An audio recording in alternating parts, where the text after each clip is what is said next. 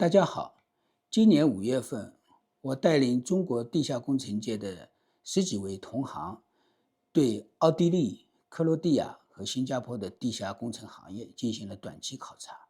我们参观了4个地下工程项目，其中有一个还是中国能建集团在克罗地亚的 EPC 基础设施项目，与奥地利地铁公司、克罗地亚里约克大学顾问公司以及新加坡南洋理工大学、新加坡企业、央企在新加坡的企业的同行们进行了深入交流，并且还请瑞士的工程管理学博士、克罗地亚的隧道协会主席介绍了欧盟的建筑业运作体系。在我们团队出发前，我反复和大家强调，不同于30年之前，今天我们中国隧道界同行去欧洲考察地下工程市场，不再是以学习别人的先进技术为重点，因为我们已经是地下工程行业的强国。因此，更重要的是通过与国外同行交流，要向他们介绍我们的新技术、新材料和新工艺，从而达到促进地下工程行业走出去的目的。同时，我们也要深入了解欧亚地下工程行业市场的行情和运作特点，关注已经走出去的中国同行在国外开展业务的经验和教训。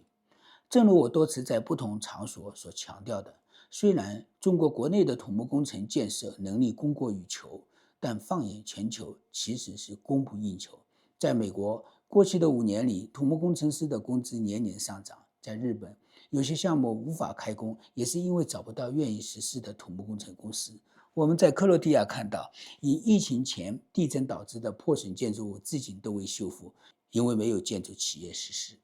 克罗地亚的国土为56594平方公里，略小于我国的宁夏回族自治区，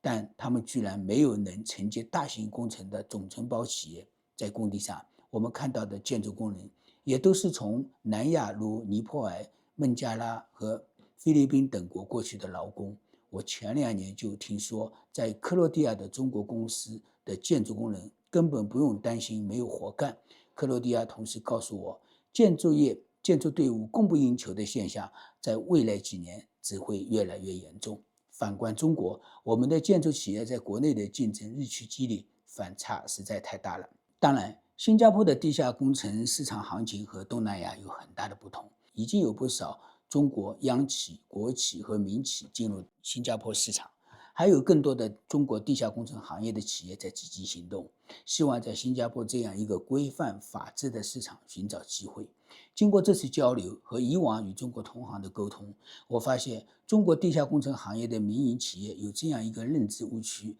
在国内的总包企业下做工程往往很难及时拿到全额工程款，也就是说应收账款是一件头痛的事，而新加坡不可能有工程拖欠款问题，因此以为在新加坡做工程风险会很小。其实不然，在新加坡有新加坡的风险。首先，如果承包商的报价报低了，很难在以后获得索赔。其次，对工期的计划不能按国内的效率来规划。比如说，在国内你做地下连续墙可以1天1副，但新加坡的管理程序可能让你7天才做1副，由此导致的亏损可能是巨大的。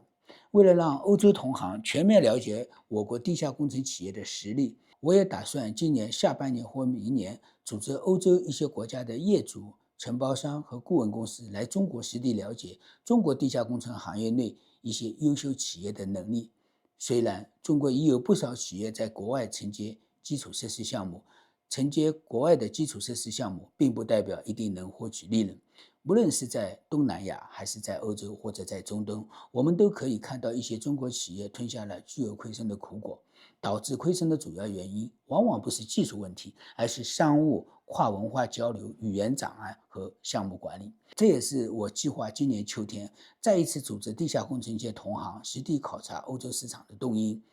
同时也在考虑聘请克罗地亚的土木工程专业大学生，利用假期来上海给我们上土木工程专业克罗地亚语课程。